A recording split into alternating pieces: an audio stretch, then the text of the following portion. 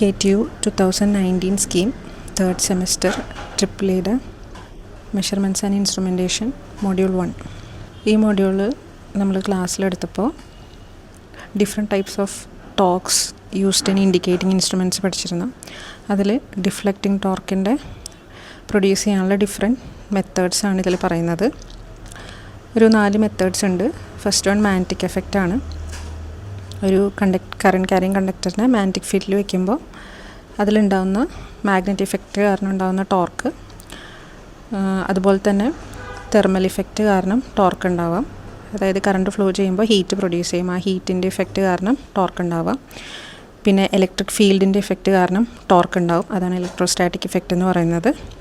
പിന്നെ നമ്മളെല്ലാവരും whole effect പഠിച്ചിട്ടുണ്ട്. അതായത് കറണ്ട് ക്യാരിങ് കണ്ടക്ടറിനെ പെർപെൻഡിക്കുലർ ഫീൽഡിൽ വെച്ച് കഴിഞ്ഞാൽ അതിലൊരു EMF ജനറേറ്റ് ആവുന്നുള്ളൊരു കോൺസെപ്റ്റ് പഠിച്ചിട്ടുണ്ട്. ആ ഒരു ഹോൾ ഇഫക്റ്റിൻ്റെ ബേസിസിൽ ഡെവലപ്പ് ആവുന്ന ടോർക്കിന് ആ മെത്തേഡാണ് ഹോൾ ഇഫക്റ്റിൻ്റെ മെത്തേഡ്.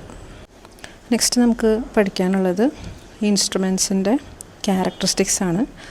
ഫസ്റ്റ് ക്യാരക്ടറിസ്റ്റിക്സ് ആക്യുറസിയാണ്. നമുക്ക് അറിയാവുന്ന വാല്യൂവിനെയാണ് നമ്മൾ ട്രൂ വാല്യൂ എന്ന് പറയുന്നത്. അപ്പോൾ നമ്മൾ മെഷർ ചെയ്ത് കിട്ടുന്ന വാല്യൂ ഈ ട്രൂ വാല്യൂവിനോട് എത്ര ക്ലോസ് ആണോ അതാണ് അതിൻ്റെ ആക്യുറസി എന്ന് പറയുന്നത്. Next characteristics പ്രിസിഷനാണ്. പ്രിസിഷൻ്റെ നമുക്കൊരു എക്സാമ്പിൾ വെച്ച് പറയുകയാണെങ്കിൽ, ഇപ്പോൾ നമ്മളൊരു 2 ആംപിയർ കൊടുക്കുകയാണ് റീഡിങ് എടുക്കാൻ വേണ്ടിയിട്ട്. ഈ 2 ആംപിയർ കൊടുത്ത് നമ്മൾ ഡിഫറെൻറ്റ് റീഡിങ്സ് എടുക്കുകയാണ്.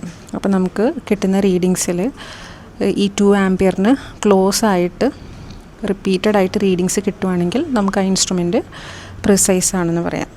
റിപ്പീറ്റഡ് ആയിട്ട് എടുക്കുന്ന റീഡിങ്സ് റിപ്പീറ്റഡ് വാല്യൂ തന്നെ വരുവാണെങ്കിൽ ആ ഇൻസ്ട്രുമെൻറ്റ് നമുക്ക് പ്രിസൈസ് ആണെന്ന് പറയാം. പിന്നെ നെക്സ്റ്റ് ക്യാരക്ടറിസ്റ്റിക്സ് വരുന്നത് സെൻസിറ്റിവിറ്റിയാണ്. സെൻസിറ്റിവിറ്റി എന്ന് പറഞ്ഞാൽ നമ്മളൊരു ഇൻസ്ട്രുമെൻറ്റിൽ ഇൻപുട്ടിൽ എന്തെങ്കിലും ചേഞ്ച് വന്നാൽ അതേ ചേഞ്ച് അതിൻ്റെ ഔട്ട്പുട്ടിലും കാണിക്കണം. അപ്പോൾ നമുക്ക് ആ ഇൻസ്ട്രുമെൻറ്റ് സെൻസിറ്റീവാണെന്ന് പറയാം. പിന്നെ വരുന്നത് റെസൊല്യൂഷനാണ്. റെസൊല്യൂഷൻ എന്ന് പറഞ്ഞാൽ ഒരു ഇൻസ്ട്രുമെൻറ്റിന് മെഷർ ചെയ്യാൻ പറ്റുന്ന ഏറ്റവും ലീസ്റ്റ് ചേഞ്ച്, അതാണ് അതിൻ്റെ റെസൊല്യൂഷൻ എന്ന് പറയുന്നത്. നെക്സ്റ്റ് ലോഡിങ് ഇഫക്റ്റാണ്. നമ്മളൊരു ഇൻസ്ട്രുമെൻറ്റിനെ ഒരു സിസ്റ്റത്തിലേക്ക് ഇൻട്രൊഡ്യൂസ് ചെയ്യുമ്പോൾ ആ ഇൻസ്ട്രുമെൻറ്റ് ചിലപ്പോൾ ആ സിസ്റ്റത്തിൽ നിന്ന് കുറച്ച് എനർജി എക്സ്ട്രാക്ട് ചെയ്യും. അത് കാരണം ഒറിജിനൽ സിഗ്നൽ ഡിസ്റ്റോർട്ടായി പോകും. ആ ഒരു എഫക്റ്റിനെയാണ് ബേസിക്കലി നമ്മൾ ലോഡിങ് എഫക്റ്റ് എന്ന് പറയുന്നത്. ഒരു എക്സാമ്പിൾ പറയുകയാണെങ്കിൽ, നമ്മളൊരു സർക്യൂട്ടിലേക്ക് ഒരു മില്ലി അമ്മീറ്റർ കണക്ട് ചെയ്താൽ ആ മില്ലി അമ്മീറ്ററിന് ഒരു ഇൻറ്റേർണൽ റെസിസ്റ്റൻസ് ഉണ്ടാവും. ആ മില്ലി അമ്മീറ്ററിൻ്റെ റെസിസ്റ്റൻസ് കാരണം ആ സർക്യൂട്ടിൽ കൂടെ ഫ്ലോ ചെയ്യുന്ന കറണ്ടിനൊരു ചേഞ്ച് വരും. സോ അത് സിഗ്നിഫിക്കൻറ്റ് ചേഞ്ച് ആയിരിക്കും. അതാണ് ലോഡിങ് എഫക്റ്റ് എന്ന് ഉദ്ദേശിക്കുന്നത്. നെക്സ്റ്റ് ടോപ്പിക്ക് എറേഴ്സാണ്. അപ്പോൾ മെഷേർഡ് വാല്യൂയും ട്രൂ വാല്യൂയും തമ്മിലുള്ള ഡിഫറൻസിനെയാണ് നമ്മൾ ബേസിക്കലി എറർ എന്ന് വിളിക്കുന്നത്. പിന്നെ ഡിഫറെൻറ്റ് ടൈപ്സ് ഓഫ് എറേഴ്സ് ഉണ്ട്. അതിൽ ഫസ്റ്റ് വൺ ഗ്രോസ് എററാണ്. ഗ്രോസ് എറർ എന്ന് പറയുമ്പോൾ ഇൻസ്ട്രുമെൻറ്റിൽ പ്രശ്നമൊന്നും ഉണ്ടാവില്ല, ഗുഡ് ഇൻസ്ട്രുമെൻ്റ് ആയിരിക്കും. പക്ഷേ അത് ഓപ്പറേറ്റ് ചെയ്യുന്ന ഓപ്പറേറ്റർ അല്ലെങ്കിൽ നമ്മൾ ഒബ്സർവ് ചെയ്യുമ്പോൾ വരുന്ന മിസ്റ്റേക്സ് കാരണം ഉണ്ടാകുന്ന എറേഴ്സാണ് ഗ്രോസ് എറർ. നെക്സ്റ്റ് ടൈപ്പ് എന്ന് പറയുന്നത് സിസ്റ്റമാറ്റിക് എററാണ്. സിസ്റ്റമാറ്റിക് എററിന് ഡിഫറെൻറ്റ് ടൈപ്സ് ഉണ്ട്. അതിൽ ഫസ്റ്റ് വൺ ഇൻസ്ട്രുമെൻ്റൽ എററാണ്. ഇൻസ്ട്രുമെൻ്റൽ എറർ എന്ന് പറഞ്ഞാൽ ആ ഇൻസ്ട്രുമെൻറ്റിൽ ഇൻഹെറൻ്റ് ആയിട്ട് എറർ ഉണ്ടാവും. അതിൻ്റെ മെക്കാനിക്കൽ സ്ട്രക്ചറിൻ്റെ പ്രശ്നമോ അല്ലെങ്കിൽ അത് മാനുഫാക്ചർ ചെയ്യുന്ന സമയത്ത് ഉണ്ടാകുന്ന ഇൻഹെറൻ്റ് ആയിട്ടുള്ള എറേഴ്സാണ് ഇൻസ്ട്രുമെൻ്റൽ എറർ. നെക്സ്റ്റ് എൻവയൺമെൻറ്റൽ എററാണ്. അത് നമ്മുടെ ഇൻസ്ട്രുമെൻറ്റ് കീപ്പ് ചെയ്യുന്ന എൻവയൺമെൻറ്റ് കണ്ടീഷൻസ് അനുസരിച്ചിട്ട് വരുന്ന റീഡിങ്ങിൽ വരുന്ന എറേഴ്സാണ്. ഉദാഹരണത്തിന് നമ്മൾ വെക്കുന്ന ആ എൻവയൺമെൻറ്റിൻ്റെ ടെമ്പറേച്ചർ, പ്രഷർ, ഹ്യൂമിഡിറ്റി ഇതെല്ലാം കാരണം റീഡിങ്സിൽ വേരിയേഷൻ വരാം.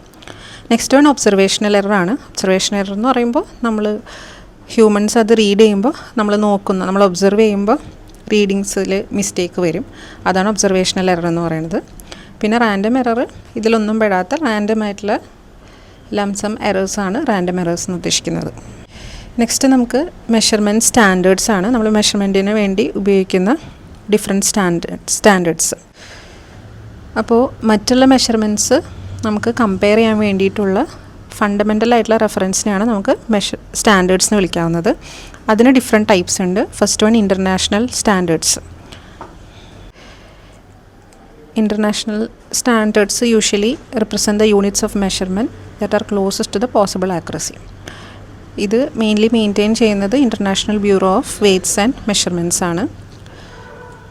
അപ്പോൾ ഇത് ഓർഡിനറി യൂസേഴ്സിന് അവൈലബിൾ ആയിരിക്കില്ല ഈ international standards. Next one primary standards ആണ്. ഇത് മെയിൻറ്റെയിൻ ചെയ്യുന്നത് നാഷണൽ സ്റ്റാൻഡേർഡ്സ് ലബോറട്ടറീസ് ആണ്. ഇതിൻ്റെ മെയിൻ യൂസ് എന്ന് പറയുന്നത് സെക്കൻഡറി സ്റ്റാൻഡേർഡ്സിൻ്റെ വെരിഫിക്കേഷനും കാലിബ്രേഷനുമാണ്. ഈ സെക്കൻഡറി സ്റ്റാൻഡേർഡ്സ് മെയിനായിട്ടും യൂസ് ചെയ്യുന്നത് കാലിബ്രേഷൻ ലബോറട്ടറീസാണ്. മെഷർമെൻറ്റിനും കാലിബ്രേഷനും ഉപയോഗിക്കുന്ന ലബോറട്ടറീസ് ഇൻഡസ്ട്രിയിലൊക്കെ വരുന്നത്. പിന്നെ ലാസ്റ്റ് വൺ വർക്കിംഗ് സ്റ്റാൻഡേർഡ്സ് ആണ്. അപ്പോൾ മെഷർമെൻറ്റ് ലബോറട്ടറിയുടെ മെയിൻ ടൂളാണ് ഈ വർക്കിംഗ് സ്റ്റാൻഡേർഡ് എന്ന് പറയുന്നത്. ഇതും നമുക്ക് ലബോറട്ടറി ഇൻസ്ട്രുമെൻസിനെ ചെക്ക് ചെയ്യാനും കാലിബ്രേറ്റ് ചെയ്യാനൊക്കെ യൂസ് ചെയ്യാം. നെക്സ്റ്റ് ടോപ്പിക്ക് ഡ്രിഫ്റ്റാണ്. അപ്പോൾ ഓൾറെഡി നമ്മൾ പഠിച്ചിരുന്നു, ഒരു ഇൻസ്ട്രുമെൻറ്റിന് ഇൻപുട്ട് ഔട്ട്പുട്ട് റിലേഷൻഷിപ്പ് ഉണ്ടാവാം. അത് നോൺ ലീനിയർ റിലേഷൻഷിപ്പ് ആയിരിക്കാം, അല്ലെങ്കിൽ ലീനിയർ റിലേഷൻഷിപ്പ് ആയിരിക്കാം. അപ്പോൾ ഒരു ഇൻസ്ട്രുമെൻറ്റിൻ്റെ പ്രെഡിക്റ്റഡ് ആയിട്ടുള്ള ഒരു ക്യാരയിൽ നിന്നും ഒരു അൺഡിസൈഡ് ചേഞ്ച് വരുമ്പോൾ നമ്മളതിനെ ഡ്രിഫ്റ്റ് എന്ന് വിളിക്കും. ഈ drift electric field, magnetic field, അല്ലെങ്കിൽ തെർമൽ EMF, ടെമ്പറേച്ചറുള്ള ചേഞ്ചസ്, മെക്കാനിക്കൽ വൈബ്രേഷൻസ്, ഇങ്ങനത്തെ പല റീസൺസ് കൊണ്ടും ഒരു ഇൻസ്ട്രുമെൻറ്റിൻ്റെ ക്യാര ഡ്രിഫ്റ്റ് ആവാം.